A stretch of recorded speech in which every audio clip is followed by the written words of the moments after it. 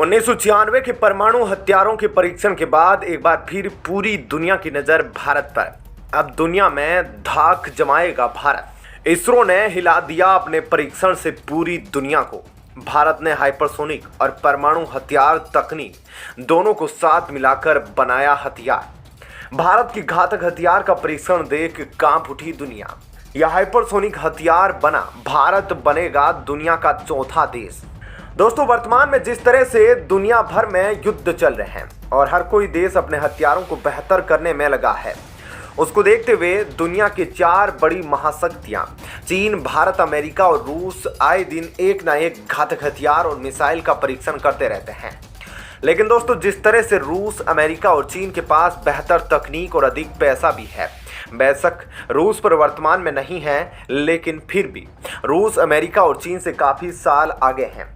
अगर बात करें डिफेंस वेपन्स की, मिसाइल और परमाणु हथियारों की, अब दोस्तों जब दुनिया की बड़ी बड़ी महाशक्तियां इतनी आगे जा रही है तो भारत कैसे पीछे रह सकता है, खासकर तब जब भारत का चीन जैसा दुश्मन हो जो हर समय भारत पर हमला करने की फिराक में रहता हो।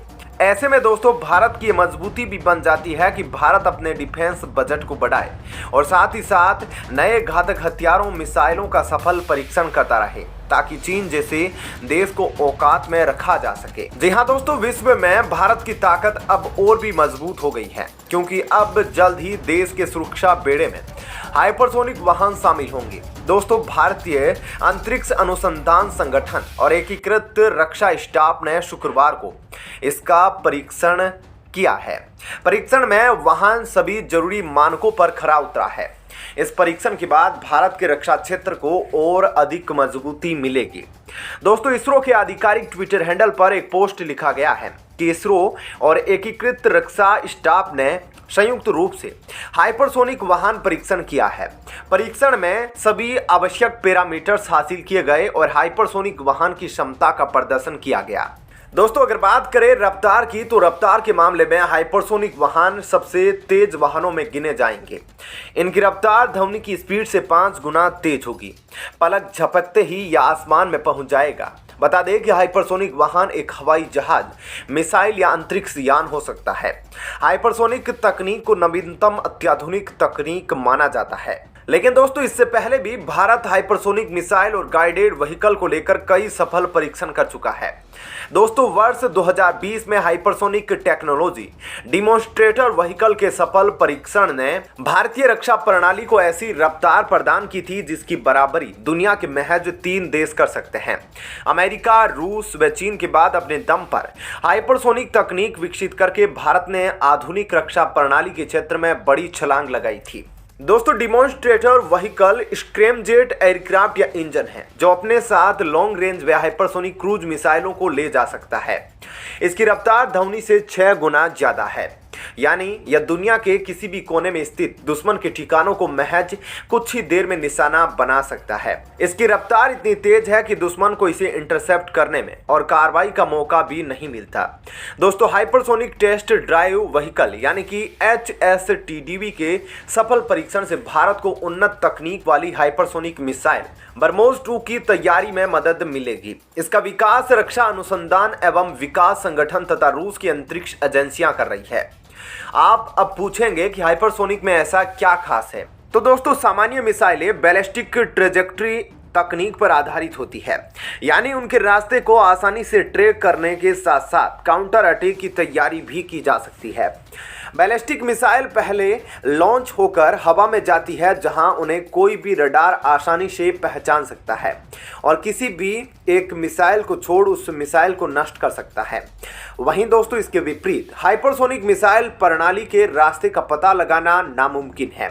फिलहाल ऐसी कोई तकनीक नहीं है जिनमें इस मिसाइल का पता लगाया जा सके। हालांकि कई देश एनर्जी वेपन्स, पार्टिकल्स बीम व नॉन काइनेटिक वेपन्स के जरिए इनका पता लगाने व इन्हें नष्ट करने की क्षमता हासिल करने की कोशिश कर रहे हैं। अब दोस्तों अगर आप सोच रहे हैं कि यह अग्नि-5 से भी घातक है क्या, तो दोस्तों मैं आपको बता दूं कि भारत ने जो ये परीक्षण किया है यह हाइपरसोनिक गाइडेड व्हीकल है। इसका मतलब है कि यह एक तेज रफ्तार, जिसकी रफ्तार ध्वनि की गति से 6 गुना अधिक है, उस गति से अगर इस व्हीकल पर मिसाइल, वायुयान कुछ भी रखा जाए, बेशक उसको इस गाइडेड व्हीकल के लिए बनाया गया हो, तो यह मात्र कुछ मिनटों में दुश्मन को ढेर कर सकता है। एक उदाहरण के लिए मैं आपको इसकी गति के बारे में बताता हूं कि अगर इसकी गति ध्वनि की गति से 6 गुना अधिक है तो यह दिल्ली से इस्लामाबाद को मात्र 6 सेकंड्स में तबाह कर सकता है, क्योंकि इसकी स्पीड है लगभग 9000 किलोमीटर प्रति घंटे की। लेकिन दोस्तों फिर भी मैं आपको बैलिस्टिक व क्रूज मिसाइलों में अंतर बता देता हूं। दोस्तों बैलिस्टिक मिसाइलें काफ़ी बड़ी होती है, वह भारी बम को ले जाने में सक्षम होती है। इन मिसाइलों को छिपाया नहीं जा सकता, इसलिए उन्हें छोड़े जाने से पहले दुश्मन द्वारा नष्ट किया जा सकता है। वहीं क्रूज मिसाइलें छोटी होती है, उन पर ले जाने वाले बम का वजन भी कम होता है, उन्हें छिपाया जा सकता है, इनका पथ भी अलग होता है। बैलिस्टिक मिसाइल ऊंचाई पर लक्ष्य की ओर बढ़ती है, जबकि क्रूज मिसाइल धरती के समानांतर अपना मार्ग चुनती है। दोस्तों छोड़े जाने के बाद बैलिस्टिक मिसाइल के लक्ष्य पर नियंत्रण नहीं रहता, जबकि क्रूज मिसाइलों पर निशाना सटीक होता है। भारत ने रूस के सहयोग से ब्रह्मोस नामक क्रूज मिसाइल तैयार की है। पाकिस्तान स्वदेशी तकनीक से बाबर नामक मिसाइल बनाने का दावा करता है, लेकिन रक्षा विशेषज्ञों का मानना है कि वह चीनी क्रूज मिसाइल पर आधारित है। दोस्तों अगर आप सोच रहे हैं कि इस बार जो परीक्षण कर रहा है भारत, उसमें इसरो कहां से आ गया और उसने क्यों किया, तो दोस्तों भारतीय अंतरिक्ष अनुसंधान संगठन इसरो ने इससे पहले 28 अगस्त 2016 को बी स्क्रैमजेट इंजन का सफल परीक्षण किया था। इसे सुपरसोनिक कंब्यूशन रैमजेट इंजन के नाम से भी जाना जाता है। वैज्ञानिकों का मानना है कि इसका वजन कम होता है, जिसकी वजह से अंतरिक्ष खर्च में भी कमी आएगी। एयर ब्रीदिंग तकनीक पर काम करने वाले इस एयरक्राफ्ट से अधिक पेलोड भेजा जा सकेगा तथा इसका दोबारा इस्तेमाल भी किया जा सकेगा।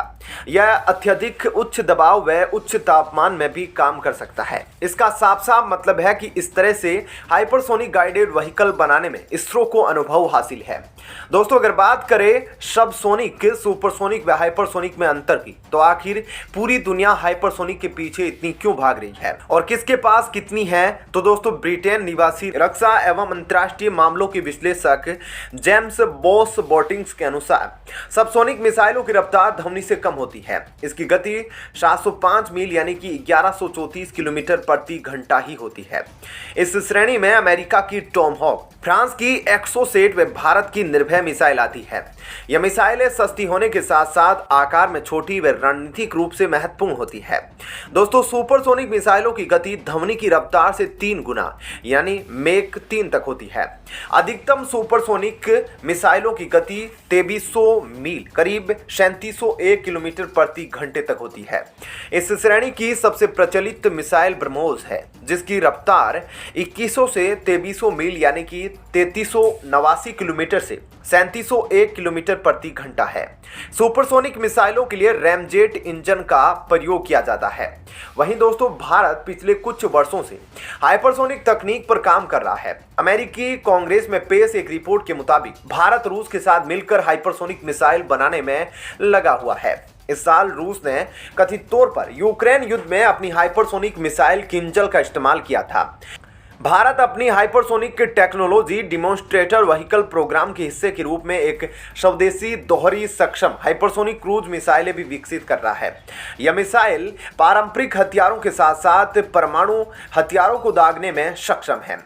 अब दोस्तों जैसा कि साफ हो चुका है कि भारत अब रूस, अमेरिका और चीन के क्लब में शामिल होने वाला है, जहां भारत हाइपरसोनिक मिसाइल के साथ साथ उसमें बैलिस्टिक मिसाइल वाली ज्यादा बम हथियार और परमाणु हथियार ले जा सके ऐसी क्षमता हाइपरसोनिक मिसाइल को देने में लगा है। अभी तो भारत ने इसकी रफ्तार का परीक्षण किया है, लेकिन भारत के लिए यह बहुत बड़ी बात है। ऐसे में आपका इस खबर पर क्या कहना है जरूर बताइएगा। धन्यवाद।